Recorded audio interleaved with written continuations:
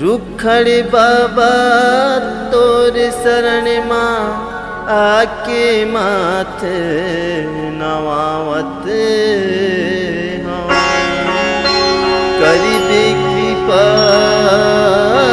अपन बर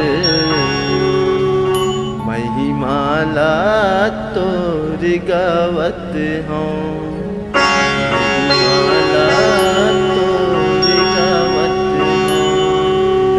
बोले रुखाना स्वामी की जय।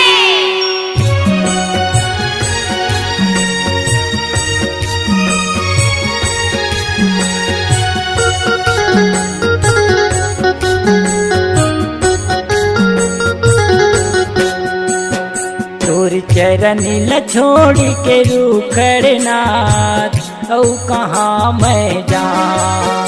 तोर चरण ल छोड़ के रुखड़नाथ औ कहाँ मैं जाऊं।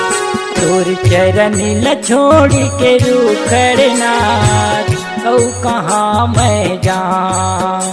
तोर चरण ल छोड़ के रुखड़नाथ औ कहाँ मैं जाऊं। अहो मोर बर मथुरा काशी बरोबर, अहो मोर बर मथुरा काशी बरोबर लागे नार धगाओ। तोर चरण ल छोड़ के रुखड़नाथ औ कहाँ मैं जाऊं। तोर चरण ल छोड़ के रुखड़नाथ औ कहाँ मैं जाऊं।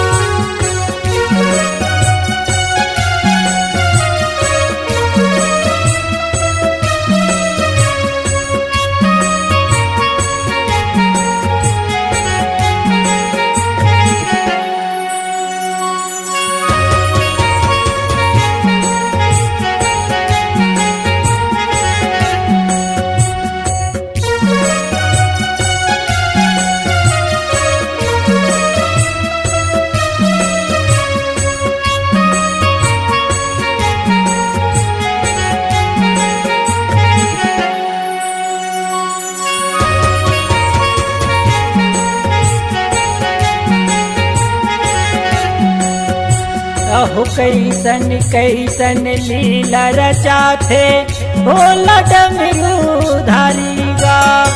भक्तन पीरा रे पर भोला लीन मनुज अवतारी गा। लीन मनुज अवतारी का भोला लीन मनुज अवतारी गा। अहो कैसन कैसन लीला रचाथे भोला डमरूधारी गा। भक्तन पीरा रे पर भोला लीन मनुज अवतारी गा। लीन मनुज अवतारी का भोला लीन मनुज अवतारी गा। रुखड़ बाबा नाम धराए, रुखड़ बाबा नाम धराए बैठे पीपर छाँव। तोर चरण ल छोड़ के रुखड़नाथ औ कहाँ मैं जाऊं। तोर चरण ल छोड़ के रुखड़नाथ औ कहाँ मैं जाऊं।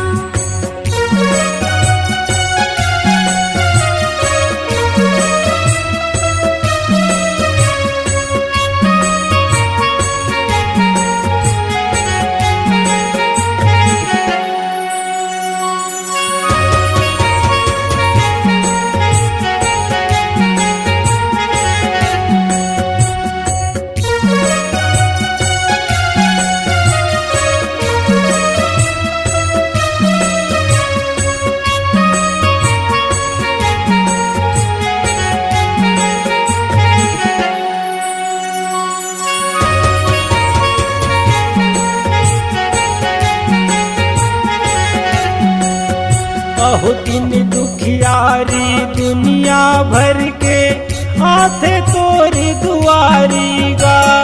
विपदा बैरी जम्मो मिटाते सुख पाते संसारी गा। सुख पाते संसारी गा भोला सुख पाते संसारी गा।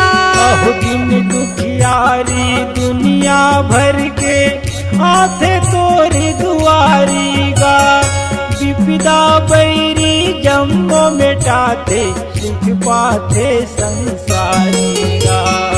सुख पाथे संसारी गा भोला, सुख पाथे संसारी गा। यहो राजा प्रजा सब जन आगे, यहो राजा प्रजा सब जन आगे, पर हवे तोर पाँव। तोर चरण ल छोड़ के रूखड़ना, औ कहाँ मैं जाऊँ। तोर चरण ल छोड़ के रूखड़ना, औ कहाँ मैं जाऊँ।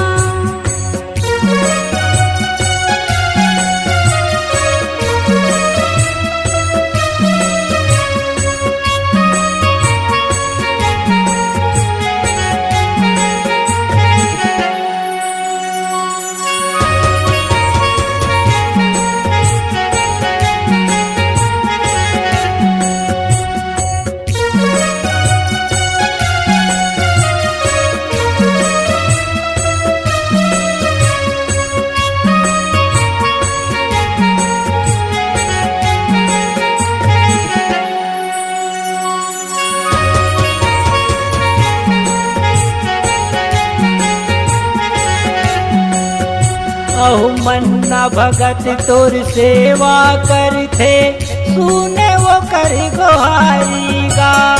भभूत प्रसादी मधुख लाटारे, महिमा हवे तोर भारी गा। महिमा हवे तोर भारी गा भोला, महिमा हवे तोर भारी गा।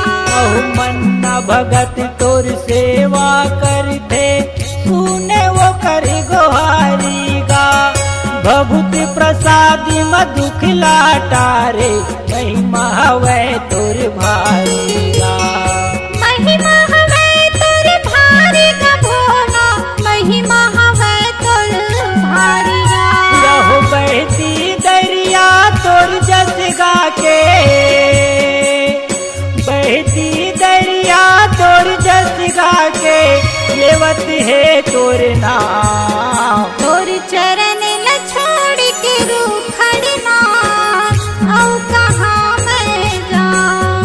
तोर चरण ल छोड़ के रूखड़ना, औ कहाँ मैं जाऊँ। अहो मोर बर मथुरा काशी बरोबर, अहो मोर बर मथुरा काशी बरोबर, लागे नार धगाम। तोर चरण ल छोड़ के रूखड़ना, औ कहाँ मैं जाऊँ।